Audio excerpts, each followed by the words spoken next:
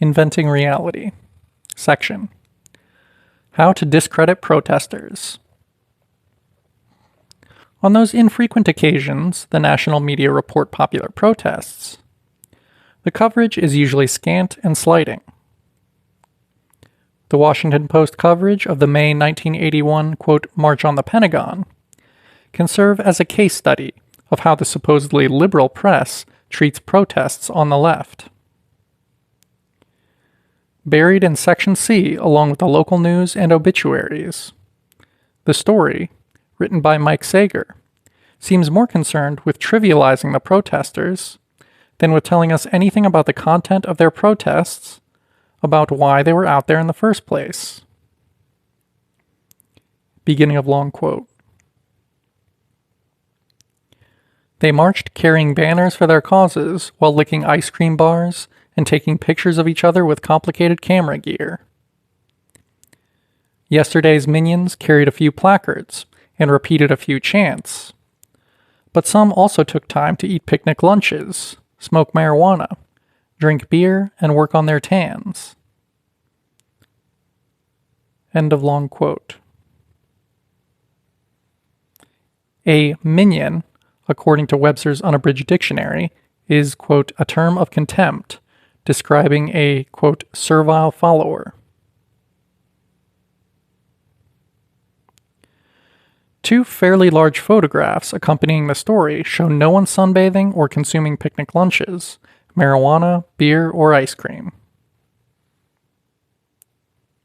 And the photos reveal not, quote, a few placards, but what must be hundreds of placards and banners.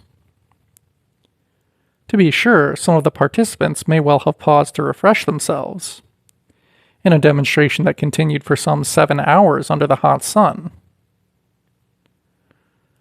What might be questioned is why the Post writer treated these minor activities as central to the event, thereby suggesting a frivolous atmosphere that denies the protesters and the seriousness of their concerns.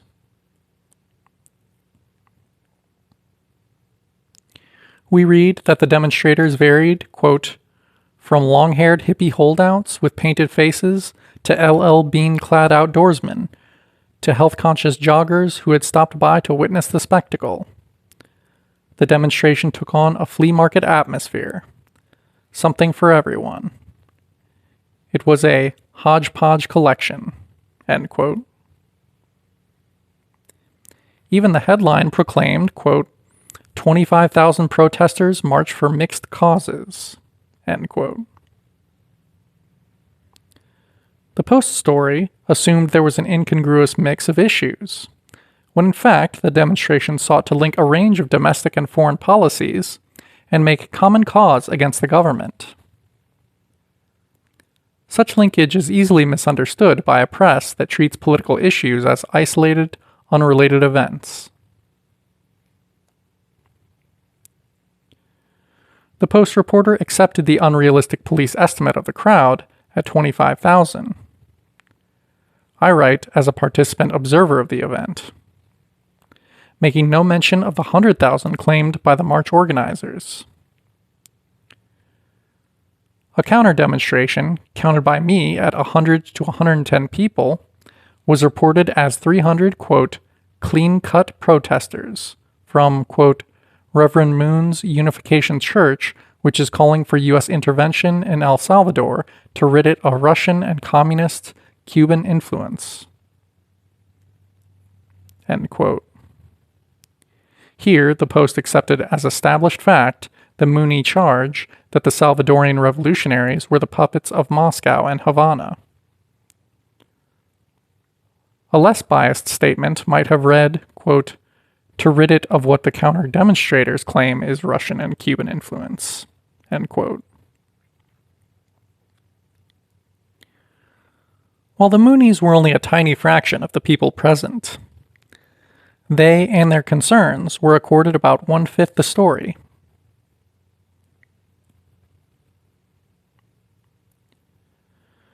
At this same demonstration, speakers from a wide range of political groups made statements about U.S. policies at home and abroad. Yet nothing about these speeches appeared in the Post's rather lengthy article, except for a few mocking lines describing one speaker's plea for funds to pay the demonstration costs.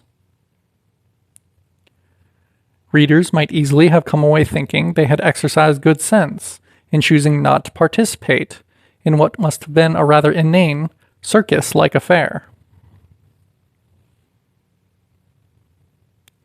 The following are the methods used by the press to discredit leftist protests. End of section.